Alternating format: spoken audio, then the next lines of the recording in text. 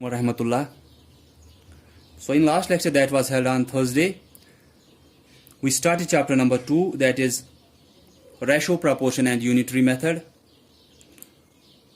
Thursday के lecture में हमने इंट्रोडक्शन ऑफ रेशो और फिर मैंने आपको वहाँ पे समझाया था डिफरेंट टर्म्स जो होते हैं, terms of a ratio, that means first term and second term. First term को हम एंटीसीडेंट भी बोलते हैं और सेकंड टर्म को हम कंसिक्वेंट बोलते हैं. और बीच में वो दो पॉइंट्स दिए होते हैं जिसमें हम जब पढ़ना होता है हम उसको इज टू पढ़ते हैं. ए इज टू बी, 1:2, 3:5. जो पहला होता है उससे पहले पहली टर्म उसको हम फर्स्ट टर्म या एंटीसीडेंट बोलते हैं. जो दूसरी टर्म होती है उस इज टू के बाद उसको हम सेकंड टर्म या कंसिक्वेंट बोलते हैं.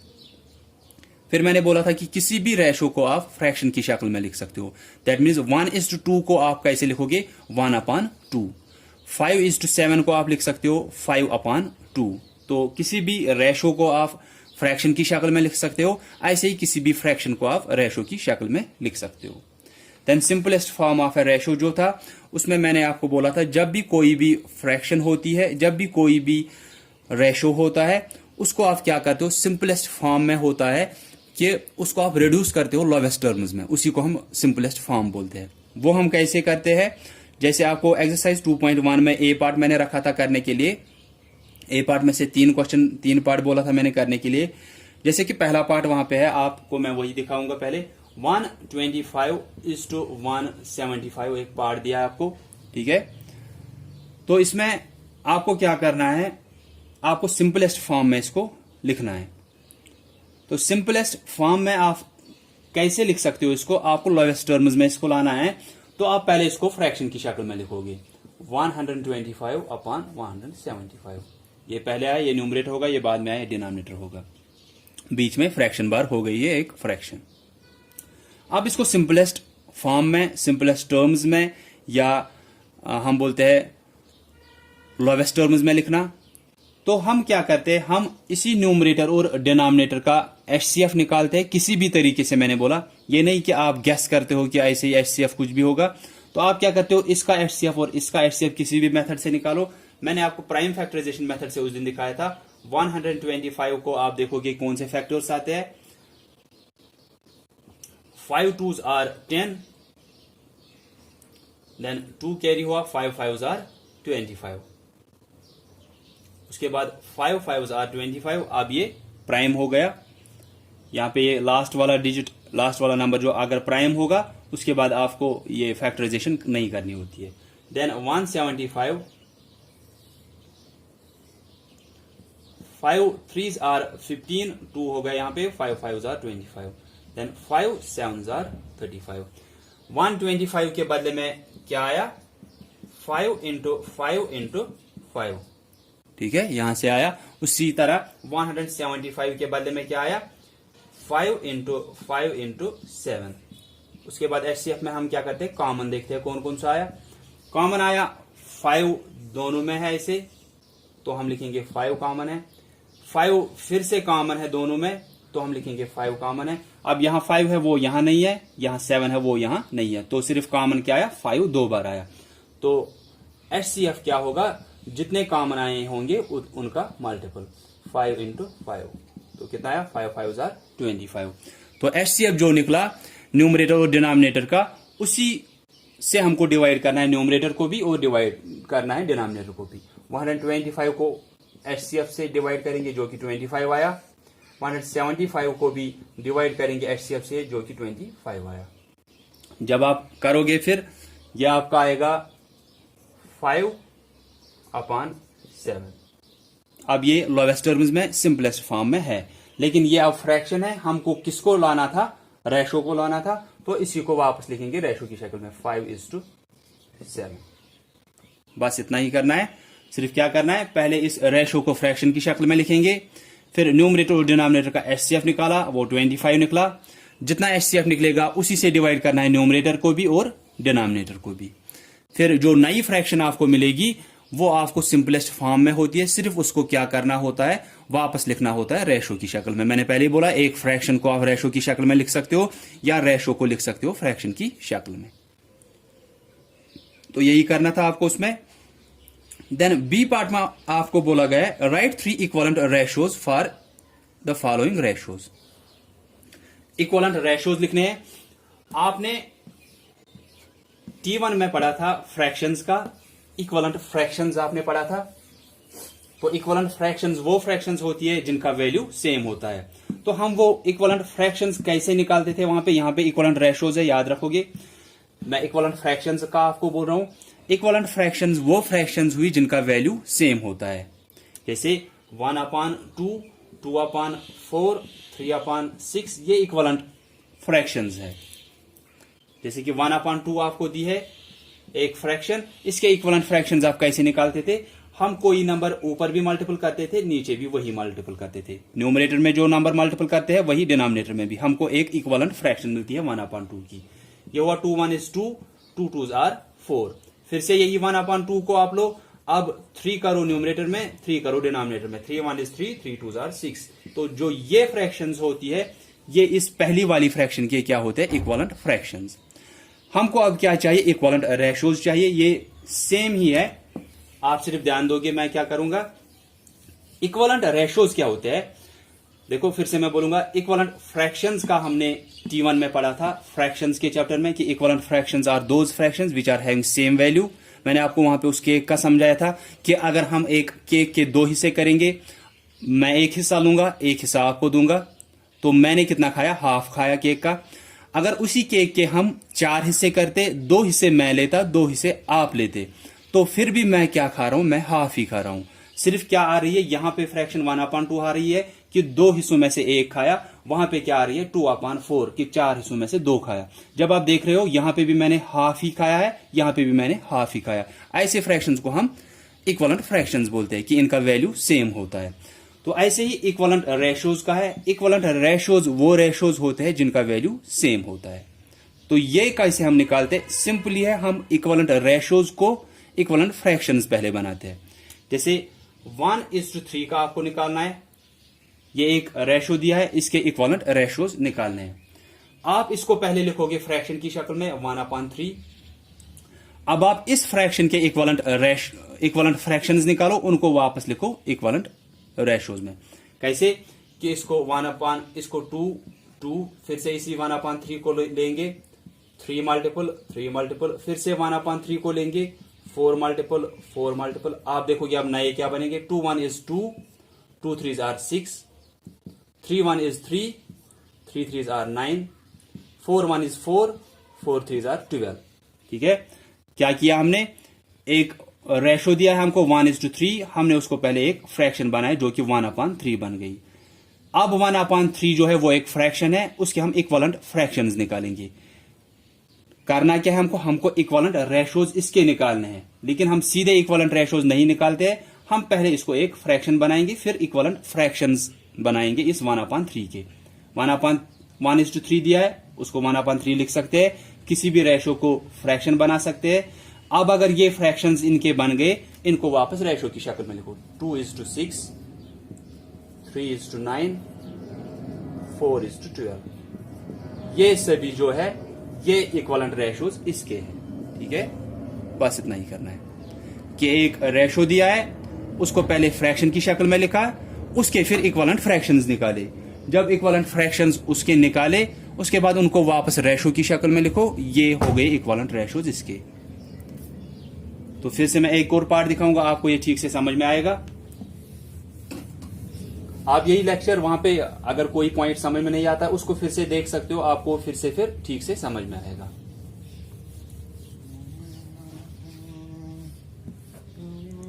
जैसे कि 1:2 आपको दिया है इक्वलेंट, आपको एक रेशो दिया है 1:2, इसके इक्वलेंट रेशियोज आपको लिखने हैं।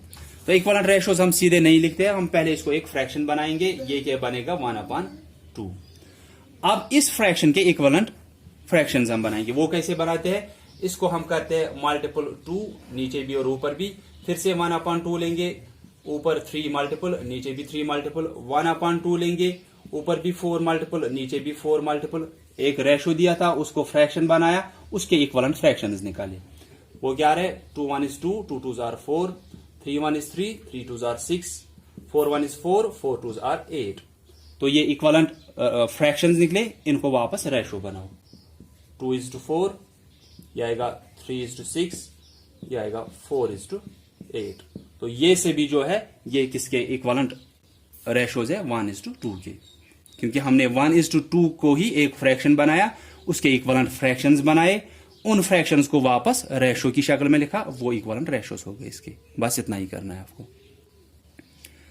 तो एक्सरसाइज 2.1 बी पार्ट में आपको क्वेश्चन दिया है, right 3 equivalent ratios for following ratios. जो भी वहां से रेशो दिए है उनको पहले आप फ्रैक्शन की शक्ल में लिखोगे, उसी फ्रैक्शन के फिर आप इक्विवेलेंट 3 बनाने हैं हर एक के। ये याद रखोगे, सिर्फ एक ही नहीं बनाए कि रेशो दिया है, रेशो 1:2 दिया है, इसको पहले फ्रैक्शन बनाया, उस फ्रैक्शन के इक्विवेलेंट फ्रैक्शंस निकाले।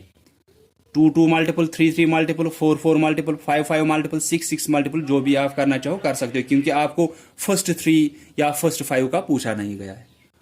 तो उसके बाद जो ये निकले ये फ्रैक्शंस, ये इसके इक्विवेलेंट फ्रैक्शंस है, लेकिन हमको चाहिए क्या, इक्विवेलेंट रेशोज। तो इन ही फ्रैक्शंस को हम रेशो की शक्ल में वापस लिखेंगे। 2/4 2:4 हो गया, 3/6 3:6 हो गया, 4/8 4:8 हो गया। इनको हम इक्विवेलेंट रेशोज बोलेंगे 1:2 के। देन सी पार्ट जो आपको है, that is find the ratios of the following. आपको रेशो वहां पे फाइंड आउट करना है। वहां पे लिखा है ₹189 to ₹154।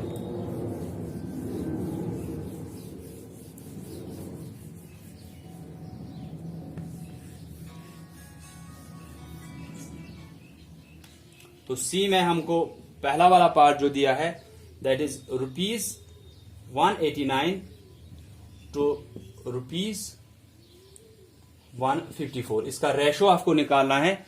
टू क्या हुआ, ये वही is2 का हुआ। दैट मीन्स आप इसको कैसे लिख सकते हो, ₹189 is to ₹154। रेशो तो ये हुआ, लेकिन मैंने पहले ही आपको बोला जो भी रेशो होता है उसको आप सिंपलेस्ट फॉर्म में हमेशा लिखते हो। आप इसको अब कैसे करोगे सिंपलेस्ट फॉर्म में, हम 189/154 लिखेंगे। उसके बाद सिंपलेस्ट फॉर्म में आप कैसे करोगे, जैसे ए पार्ट में किया कि इसका और इसका HCF निकालना है, उसी HCF से न्यूमरेटर को भी डिवाइड, उसी HCF से डिनोमिनेटर को भी डिवाइड करोगे। तो आप देखोगे 189 के फैक्टर्स, इसको 3 से होता है, 3 6 are 18, 2 को करेंगे 3 6 are 18, 3 3 are 9, फिर से 3 से होगा, 3 2 are 6, 3 1 is 3, फिर से 3 से होगा, 3 7 are 21, ये 7 अब प्राइम है, इसके बाद नहीं होगा। ऐसे आप 154 के फैक्टर्स भी निकालोगे। इसको 2 से होगा, 2 7 are 14, 1 कैरी गया, 2 7 are 14। इसके बाद 7 से होगा, 7 11 are 11 प्राइम है, हो गए इसके फैक्टर्स। तो 189 के बदले में क्या आया, 3 multiplied by 3 multiplied by 3 multiplied by 7। उसके बाद 154 के बदले में क्या आया, 2 मल्टीप्लाइड बाई 7 मल्टीप्लाइड बाई 11। आप देखेंगे कॉमन क्या आएगा। ये हम किस लिए कर रहे हैं, हमको रेशो चाहिए of, find the ratios of ₹189 to ₹154। सिर्फ एक ध्यान रखना है कि यूनिट अगर कुछ दिया है, यूनिट सेम होना चाहिए। रुपीज होना चाहिए, मिलीलीटर मिलीलीटर होना चाहिए, किलोमीटर किलोमीटर दोनों का होना चाहिए। अगर किसी का दूसरा दिया है, जैसे मीटर और किलोमीटर दिया है, तो आप उस किलोमीटर वाले को पहले मीटर्स बनाओगे, फिर आप बनाओगे। ये नहीं कि आप ऐसे करोगे 5 मीटर टू 1 किलोमीटर, आप यही नहीं करोगे 5/1 हो गया, शायद ये गलत होगा। यहां पे ऐसे ही गलत होगा, क्योंकि ये मीटर्स में है, ये किलोमीटर्स में है। पहले इन दोनों को एक में ही लाना है। ये मीटर में है, इसको मीटर में ही रहने दो। जो ये बड़ा वाला किलोमीटर है, इसके मीटर्स में लिखेंगे। 1 किलोमीटर में कितने मीटर्स होते हैं, 1000 होते हैं। तो ये अब 5 मीटर हो गया, ये 1000 मीटर हो गया। इसके बाद आप इसको रेशो लिख सकते हो और रेशो निकाल सकते हो वहां पे। लेकिन ऐसे नहीं लिखना है कि 1 मीटर में दिया है, 1 किलोमीटर में आप शायद लिखोगे 5/1, ऐसे नहीं करना है।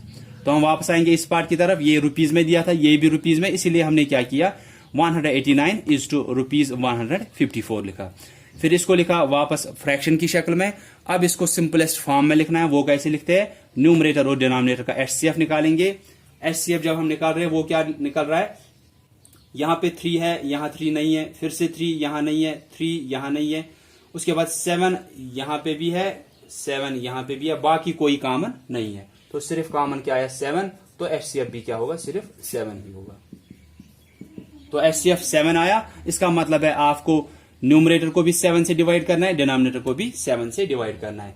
आएगा 189 डिवाइडेड बाई 7, 154 डिवाइडेड बाई 7। उसके बाद देखोगे वहां पे क्या आएगा, यह आएगा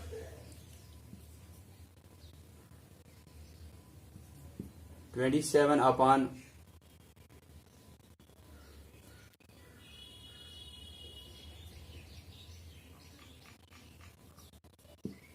22 आएगा ये। जब आप 7 से जो कि HCF आया उसी से न्यूमरेटर को भी डिवाइड करोगे और डिनोमिनेटर को भी डिवाइड करोगे। तो अब जो ये आया इसको हम क्या बोलते हैं, सिंपलेस्ट फॉर्म। सिर्फ फिर आप वापस क्या लिखोगे, ये फ्रैक्शन आया 27 अपॉन 22 आया, इसको लिखोगे वापस रेशो की शक्ल में 27:22, क्योंकि आप रेशोज निकाल रहे हो, आप फ्रैक्शंस का चैप्टर नहीं कर रहे हो, लेकिन रेशो को पहले फ्रैक्शन लिख रहे हो, लेकिन उसी का फिर लास्ट में जब फ्रैक्शन आता है उसको वापस रेशो की शक्ल में लिखना जरूरी होता है, क्योंकि आप रेशो निकाल रहे हो।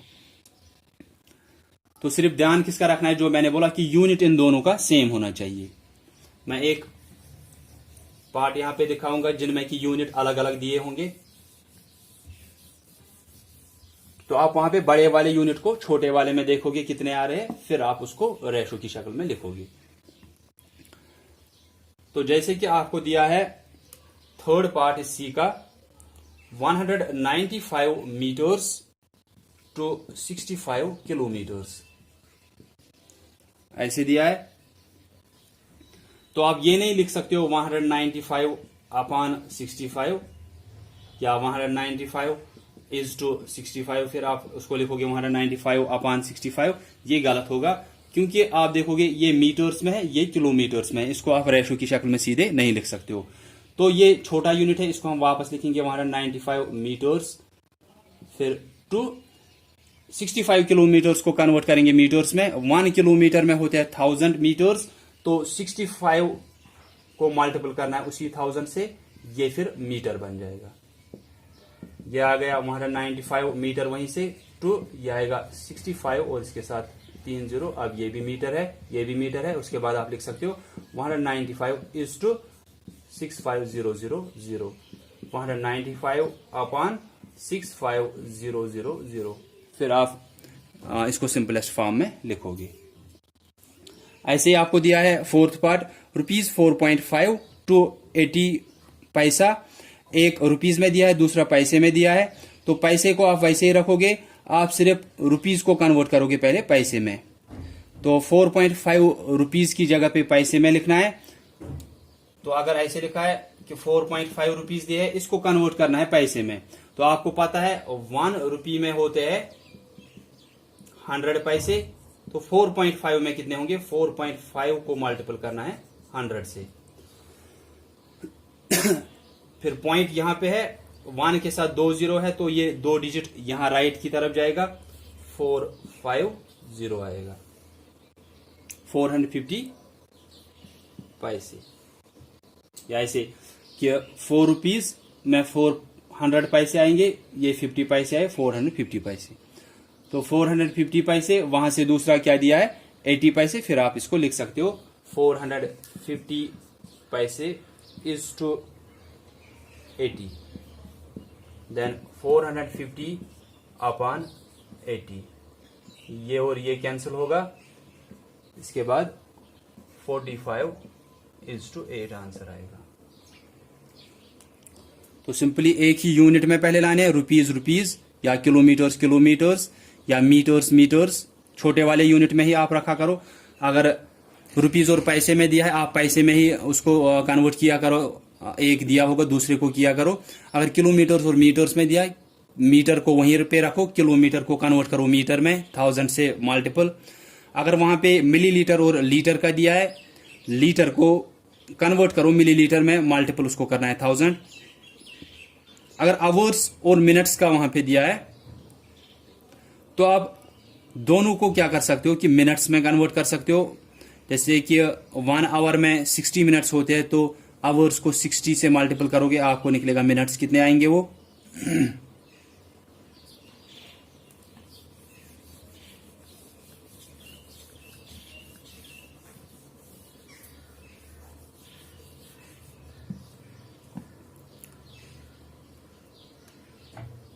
जैसे कि 5th पार्ट आपको इसी का दिया है। 5th part 4 hours to 2 hours 40 minutes. तो हम दोनों को मिनट्स में ही लाएंगे। 4 आवर्स में कितने मिनट्स होते हैं, 4 मल्टीप्लाइड बाई 60 यह मिनट्स बनेगा।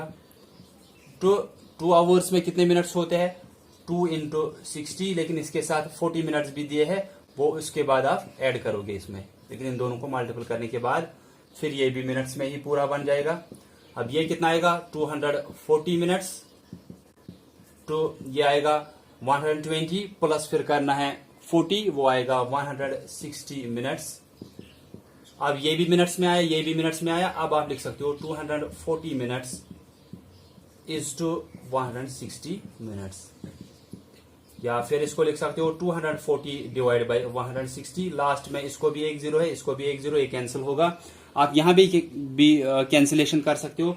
जैसे ये दोनों जो है ये अब आया 24/16, ये दोनों जो है ये 8 के टेबल में आते हैं। 8 2s आर 16, 8 3s आर 24।